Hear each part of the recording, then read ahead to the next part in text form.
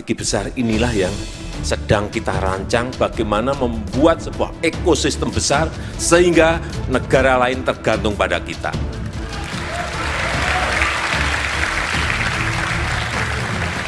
Itulah yang kita namakan baru rame sekarang ini namanya hilirisasi. Eropa, tukang gaduh ke WTO, RI bisa happy ending. Saya cek akhir tahun kemarin ekspor kita untuk besi baja, artinya besi baja ini dari nikel, menghasilkan 20,8 miliar US dollar.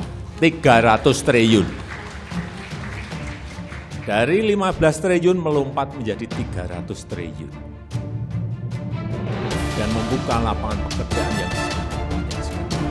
Padahal kita tidak kita memiliki tembaga, kita memiliki boksit, kita memiliki primat, kita memiliki emas. Semuanya. Awal-awal memang kita disemprot oleh negara-negara.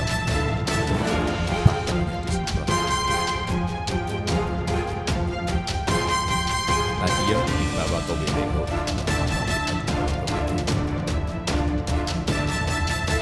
Argumentasi juga.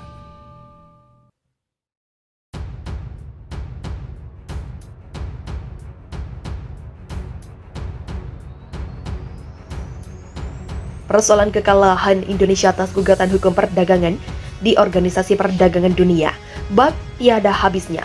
Setelah resmi dinyatakan kalah pada Oktober 2022 lalu, kabar terbaru menyebutkan ternyata pemerintah tak tinggal diam atas kekalahan tersebut.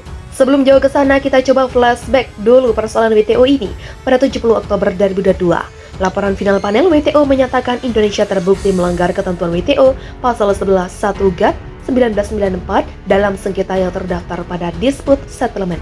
Dalam aturan tersebut melarang negara anggota melakukan pembatasan dagang selain tarif pajak dan bea lain. Menurut laporan WTO, salah satu argumen Indonesia adalah bahwa larangan ini bersifat temporer dan penting dilakukan untuk mencegah potensi kekurangan pasokan produk esensial. Selain itu, dalam final panel report tersebut juga berisi panel menolak pembelaan yang diajukan oleh pemerintah Indonesia terkait dengan keterbatasan jumlah cadangan nikel nasional dan untuk melaksanakan good mining practices aspek lingkungan sebagai dasar pembelaan. Adapun final report didistribusikan kepada anggota WTO lainnya pada tanggal 30 November 2022 dan akan dimasukkan ke dalam agenda DSB pada 20 Desember 2022. Setidaknya ada beberapa peraturan perundang-undangan yang dinilai melanggar ketentuan WTO. Pertama, Undang-Undang Nomor 4 Tahun 2009 tentang pertambangan mineral dan batu bara, Undang-Undang Minerba. Kedua, Peraturan Menteri ESDM Nomor 11 Tahun 2019 tentang perubahan kedua atas Peraturan Menteri Energi dan Sumber Daya Mineral Nomor 25 2018 tentang pengusahaan pertambangan mineral dan batu bara. Ketiga, Peraturan Menteri Perdagangan Nomor 96 Tahun 2019 tentang ketentuan ekspor produk pertambangan hasil pengolahan dan pemurnian. Keempat, Peraturan Menteri ESDM Nomor 7 Tahun 2020 tentang tata cara pemberian wilayah perizinan dan pelaporan pada kegiatan usaha pertambangan mineral dan batu bara. Indonesia merupakan salah satu produsen nikel terbesar di dunia dan tengah berambisi menjadi raja EV global di tengah melonjaknya permintaan akan gawai dan kendaraan listrik. Nikel merupakan komponen penting dalam mendukung ambisi ini. Negara penghasil nikel terbesar di dunia dengan harta karun yang melimpah. Ini pada akhirnya membuat Indonesia percaya diri berupaya memaksimalkan potensinya. Jika memiliki data dari Kementerian Energi dan Sumber Daya Mineral, Indonesia kini memiliki tambang nikel mencapai 520,87 ribu hektar. Harta karun seluas ini diketahui tersebar di 7 provinsi di Indonesia.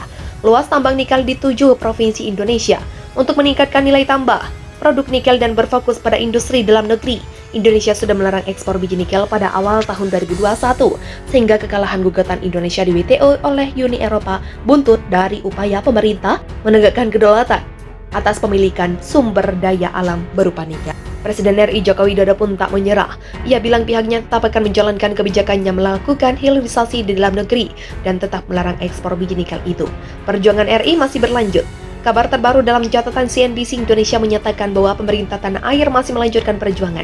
Menteri Perdagangan Zulkifli Hasan memastikan pemerintah telah resmi mengajukan banding atas putusan WTO pada 8 Desember 2022 lalu yang menyatakan kebijakan larangan ekspor dan hilirisasi nikel melanggar aturan perdagangan internasional.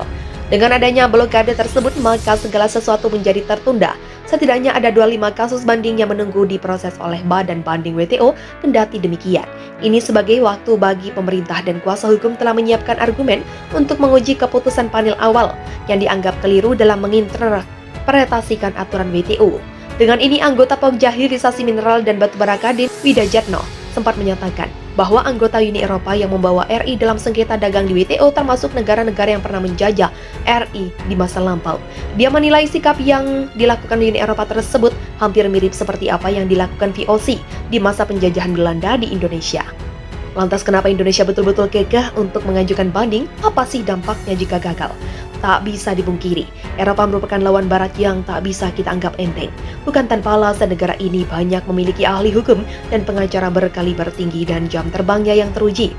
Sebagai informasi, WTO memang kerap dijadikan senjata oleh Eropa ketika menghadapi kisruh perdagangan sejak WTO aktif beroperasi pada 1995. Uni Eropa merupakan pengaju gugatan terbanyak setelah AS. Dengan berbagai kesiapan dan keseriusan pemerintah menggapai angan-angan Raja EV dunia, tentunya harapan kita semua banding ini berhasil. Kalau amit-amit ini gagal, pastinya banyak kekhawatiran yang bakal dihadapi Indonesia.